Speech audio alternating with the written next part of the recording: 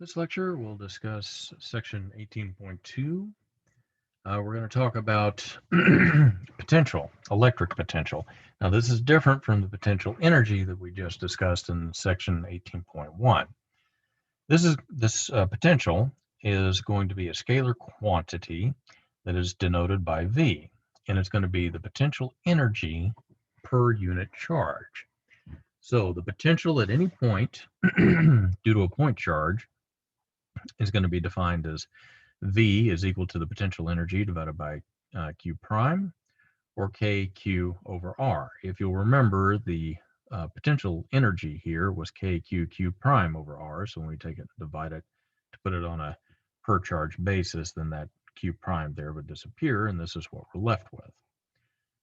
So a positive test charge tends to fall from a high potential region to a low potential region. That probably doesn't surprise anybody. So let's take a look at this in a little bit more in depth here. So what we're looking at here is to discuss the potential energy on a per unit charge basis, just as the electric field describes the force on a charged particle in the field on a force per unit charge basis. If you'll remember, the electric field is defined as the force divided by Q. So doing this, you're going to lead up to the concept of electric potential, or just potential. It's going to play the same role in electric potential energy that height plays in gravitational potential energy. In each case, the potential energy is proportional to a single, easily measured parameter. The concept of electric potential is used in calculations involving energies of charged particles.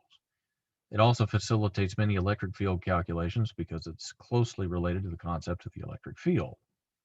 And when we need to calculate an electric field, it's often easier to calculate the potential first. It's just easier to measure, and then we find the field from it. So the electric potential at any point in an electric field is going to be the electric potential energy U per unit charge associated with a test charge Q prime at that point. So V is going to be equal to U over Q prime. You can rearrange the formula to find the potential energy. Your units are going to be joules per coulombs. Another way to say that is a volt. So the potential, or the volt, is going to be a scalar that's either going to be positive or negative, and a charge Q that's sitting in a potential V has a potential energy of QV, which derives just from that. So in the context of electric circuits, potential is often called voltage. So for instance, a 9-volt battery has a difference in electric potential of 9 volts between its two terminals. A 20,000 volt power line has a potential difference of 20,000 volts between itself and the ground.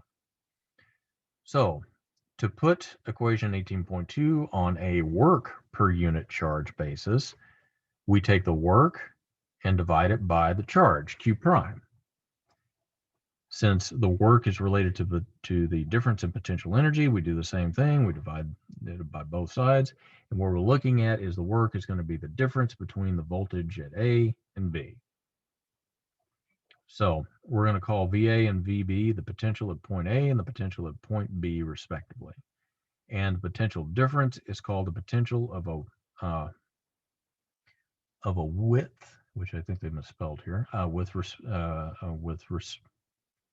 or the potential with respect to B. Oh, the potential of A with respect to B. There we go. I finally read that right.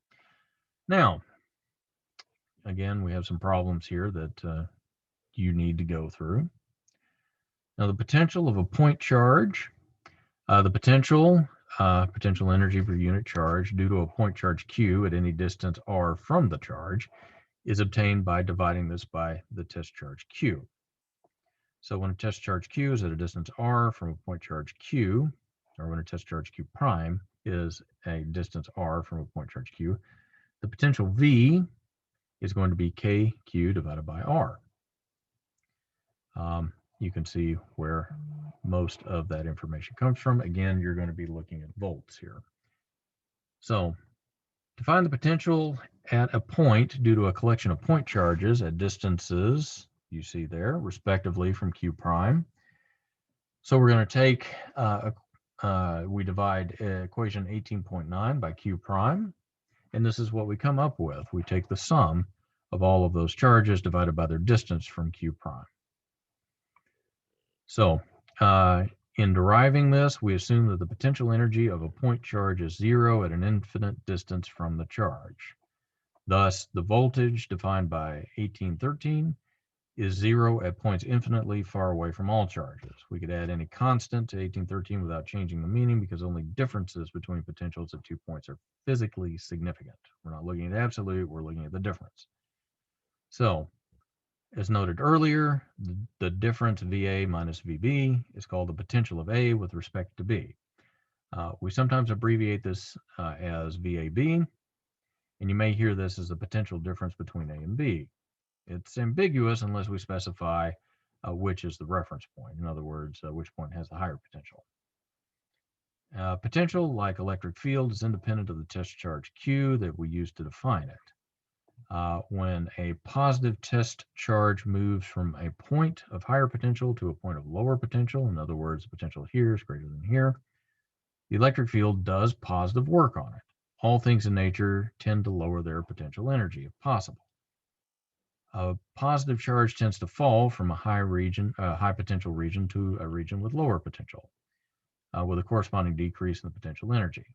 So in contrast, a negative charge falls from low to high potential, also with a corresponding decrease in its potential energy. Its potential energy becomes more negative. So if you take a look at a bird that is perched on a power line, the reason it can stay there is that no current flows through the bird because the bird doesn't offer a path to a lower potential, provided that it touches only the wire. Large hawks and vultures are big enough that an outstretched wing can touch the power pole, the transformer, or another wire. And if that bird bridges two structures at sufficiently differential potentials, you've got an electrocuted bird. That's why you don't need to hang around those kinds of things. So the volt is going to be 1 joule per coulomb. A joule is defined as a Newton meter. So you can take 1 Newton divided by a coulomb is equal to 1 volt divided by a meter if you work all of that out. So the unit of electric field can be expressed as 1 volt per meter as well as 1 Newton per coulomb. So that is, we can think of the electric field either as a force per unit charge or as a potential difference per unit distance. In practice, the latter, the volt per meter, is the usual unit of each.